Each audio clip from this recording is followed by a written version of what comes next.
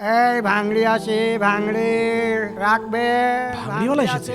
ভাঙড়ি পুরাতন কিছু জামা কাপড় আছে বিক্রি করার দরকার ছিল। আমারও কিছু পুরাতন বই খাতা ছিল, আমি ওইগুলা রেডি করছি, তুমি তাড়াতাড়ি যাও। আচ্ছা ঠিক আছে। তাড়াতাড়ি নিয়ে এসো গো, চলে গেলাম। আগো চাচা দাঁড়াও, কি গো বাবু? পুরাতন জামা কাপড় কেন? হ্যাঁ হ্যাঁ, সব কিছু নেই, নিয়ে আসো। আচ্ছা দাঁড়াও, আমি নিয়ে আসছি। এই আছে নাকি ভাঙড়ি? এই মগ ভাঙা, বালতি ভাঙা, হারিকেন ভাঙা, প্লাস্টিকের গামলা ভাঙা। চাচা এই যে পুরাতন জামা কাপড়, হিসাব করে দেখেন কয় টাকা হবে নি। বাবা পুরাতন কিছু বই খাতা ছিল, ওইগুলো কোনে? সিঁড়ির নিচে আছে, নিয়ে আসো যাও। আচ্ছা ঠিক আছে বাবা।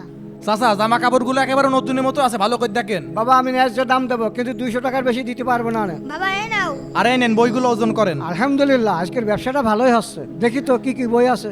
হ্যাঁ কি হইলো চাচা, কারেন্ট শর্ট খেলে কে? কাকা, আমি এই বই নিতে পারবো না। কেন কিনবেন না কেন? এটা তো আরবি বই। তা তো দেখছি, বইতে একটু ময়লা আছে বলে নিবা না? দেখো বাবা, আজকাল ভাঙিয়ালাদেরও ভাব হয়ে গিয়েছে। একটু বেশি ভাব হয়ে গেছে। শোনো বাবা, এই বই তো ময়লা আছে বলে এই জন্য না। তাহলে কি? তোমাদের তো লজ্জা করা উচিত। এর ভিতরে আল্লাহ 99টা নাম লেখা আছে। তুমি যে ভাঙির সাথে এটা বিক্রি করছো, এই ময়লাগুলো তো দোকানে যে পাততলে পড়ে থাকবে না। তখন ওই আল্লাহর নাম লেখা বইটাও পাততলে পড়বে না। তুমি এটা বেচতে পারলেও আমি এটা কখনোই কিনতে পারবো না। আফসোস, আমরা এই বইটা পড়ার জন্যই কিনি, আর যখন পড়া হয়ে যায় তখন আমরা এর কোনো খোঁজই রাখি না। শোনো বাবা, যদি এই বইকে সম্মান নাই করতে পারো তাহলে এসব বই কিনবা না। ধরো তোমার বই ধরো। চাচা আসলে আপনি ঠিক বলছেন, আমার উচিত ছিল এটা যত্ন সহকারে রাখা। মনি যাও, এটা নিয়ে যাও। দাদুরা, আমি কি ঠিক করেছি? কমেন্টে অবশ্যই জানাবা।